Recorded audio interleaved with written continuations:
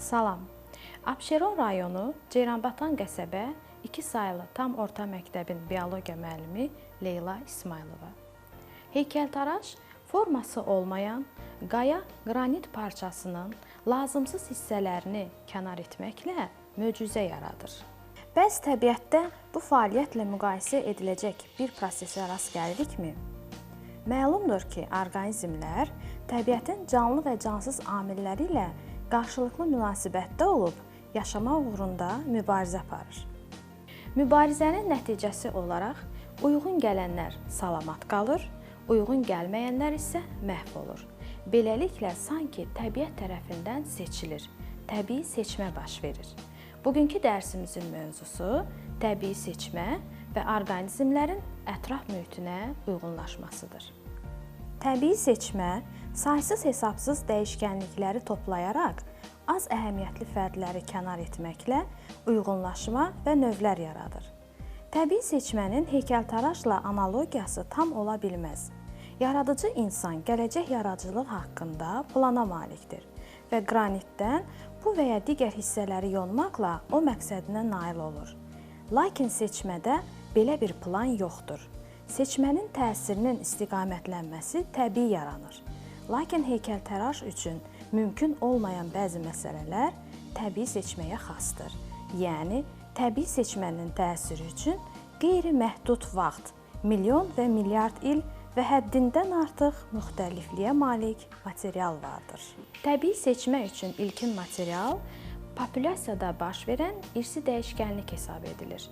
Odur ki, populyasiya daxilində baş verən təbii seçmə təsadüfi olmayıb, istiqamətləndirici xarakter daşıyır. Təbii seçmə üçün xarakterikdir. Növ üçün zəruri və faydalı əlamətlər qazanılır, həyat meydana çıxan dövrdən baş verir, yarım növ, növlər və böyük sistematik kateqoriyalar yaranır, hər yerdə, hər zaman aparıla bilər. Təbii seçmənin formaları: hərəkət verici seçmə, parçalayıcı, disruptiv seçmə, stabilləşdirici, tənzimləyici seçmə. Hərəkət verici, istiqamətləndirici seçmə. Hər hansı populyasiyanı, növü təşkil edən orqanizmlər müxtəlifdir. Buna baxmayaraq, hər bir populyasiya əlamətin bir sıra orta göstəricisi ilə xarakterizə olunur. Populyasiyanın yaşama amilləri dəyişdikdə, onun genetik tərkibi orta göstəricidən müəyyən istiqamətdə dəyişilir. Deməli, populyasiyanın orta göstəricisindən əlamətlərin müəyyən istiqamətdə dəyişilməsinə aparan proses istiqamətləndirici seçmə adlanır. Təbiətdə təbii seçmənin hərəkətverici formasını xarakterizə edən misallardan biri sənaye melanizmi ola bilər. Sənaye rayonlarında ağacların qabığı, gövdə və yarpaqları çox vaxt hiss ilə örtüldüyündən tünd rəngli həşəratlar açıq rəngliləri sıxışdırmışdır. Bu proses populyasiyalarda təbii seçmənin təsiri altında bədənin daha yaxşı qoruyucu rəng alması üçün gedir. Həmin rənglər həşəratları yeyilməkdən xilas edir. Əksinə, sənaye olmayan rayonlarda populyasiyaların tünd rəngləri daha çox məhv olur. Stabilləşdirici seçmə. Müəyyən mühit şəraitinə uyğunlaşma populyasiyalarda təbii seçmənin təsirinin dayanması demək deyildir. Bir halda ki, populyasiyalarda hər zaman mutasiya və kombinativ dəyişkənliklər baş verir, demək, əlamətin orta göstəricidən kənara çıxan halları hər zaman baş verir. Şəkildən göründüyü kimi, seçmənin stabilləşdirici forması müəyyən edilmiş populyasiyalarda əlamətin orta göstəricisinin xeyrinə yönəlmişdir. Əlamətin orta göstəricisindən kənarlaşan fərdlər çıxdaş edilir. Stabilləşdirici seçməyə misal olaraq, güclü küləklər əsən mühitdə orta qanadlı sərçələrin əksəriyyətinin salamat qalmasını göstərmək olar. Uzun qanadlılar və qısa qanadlılar külli miqdarda məhv olmuşdur.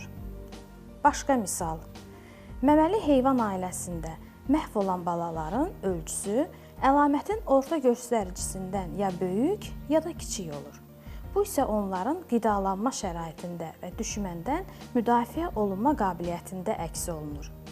Populyasiyalarda bütün fərdlərdə müşahidə edilən böyük oxşarlıq təbii seçmənin stabilləşdirici formasının təsirinin nəticəsidir. Bu halda seçmə sanki normanı saxlayır. Əgər növün həyat şəraiti uzun müddət ərzində dəyişilmirsə, bu zaman stabilləşdirici seçmə növün əlamətlərinin saxlanmasına kömək edir. Əgər növün yaşayış şəraiti dəyişərsə, seçmənin növün dəyişilməsinə, növ əmələ gəlməsinə səbəb olan hərəkətverici forması əsas rol oynayır. Stabilləşdirici seçmə görkəmli bioloq təkamülçü Schmalhausen tərəfindən kəşf edilmişdir. Disruptiv, parçalayıcı seçmə. Eyni növə aid olan fərdlər öz arealını genişləndirdikdə onlar müxtəlif yaşama şəraitinə düşür. Məsələn, bir bitki üçün çox uzun boylular yüksəkdən uçan həşəratlar tərəfindən, alçaq boylular isə yerə yaxın yaşayan heyvanlar tərəfindən tozlandırılacaq.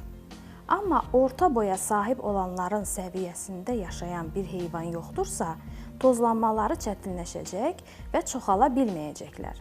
Bu vəziyyətdə uclarda olan fərdlər üstün mövqeyə keçəcək və saylarını artıracaqlar. Beləliklə, təbii seçmənin nəticəsi orqanizmlərin mühit şəraitinə uyğunlaşmasıdır.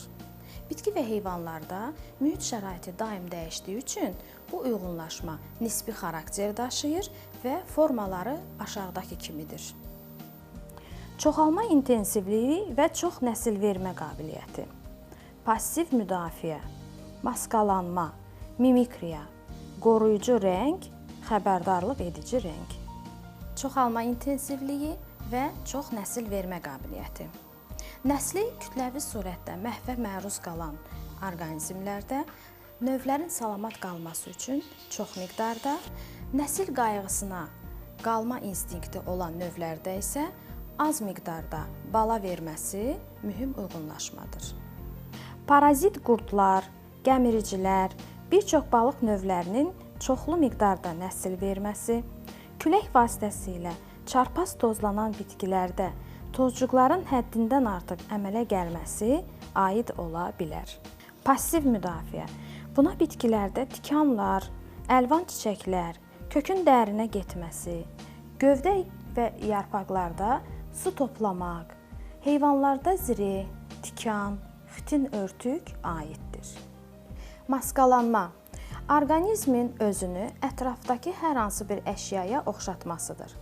Kəpənək tırtılının quru budağa, həşəratların yarpağa oxşaması və s. Mimikriya. Müdafiəsiz orqanizmin ona qohum olmayan, yaxşı müdafiəyə malik digər növə oxşamasıdır. Milçəyin arıya, koramalın zəhərli ilana oxşaması və s. Qoruyucu rəng. Orqanizmin rənginin və formasının yaşadığı mühitə uyğun gəlməsidir. Yaşıl şala ot rəngində, şimal heyvanları ağ rəngdə, səhra heyvanları sarımtıl boz rəngdə və s. Xəbərdarlıq edici rəng. Bəzi zəhərli orqanizmlərin öz düşmənləri üçün təhlükəli olmasını göstərən parlaq və aydın nəzərə çarpan rəngə malik olmasıdır. Məsələn, parabüzən, məzar böcəyi, zəhərli ilanın rəngi və s. Qeyd etmək lazımdır ki, uyğunlaşma heç vaxt mütləq olmur, nisbi xarakter daşıyır. Zəhərli ilanlarda zəhərin olması onları bir çox heyvanlardan qoruyursa da, onlar öz zəhərləri ilə öz ovlarını öldürüb yeyirsə də, kirpi onları asanlıqla tələf edir. Meşədə qar üzərində gözə çarpmayan ağ dovşan ağac gövdələrinin tutqun fonunda aydın görünür. Qışda parlaq günəşli gündə kəkliklərin qar üzərinə düşən kölgəsi onları gözə çarpan edir. Qara mal tikanlı bitkiləri yemir, lakin dəvələr, keçilər, ac qara mal dəvə tikanını həvəslə yeyir. Bugünkü dərsimizdə təbii seçmənin təsir mexanizmini, formalarını, uyğunlaşmanın nisbiliyini aydın təsəvvür etməyə və biliyimizi dərinləşdirməyə çalışdıq. Sağ olun, gələn dərslərimizdə görüşənədək.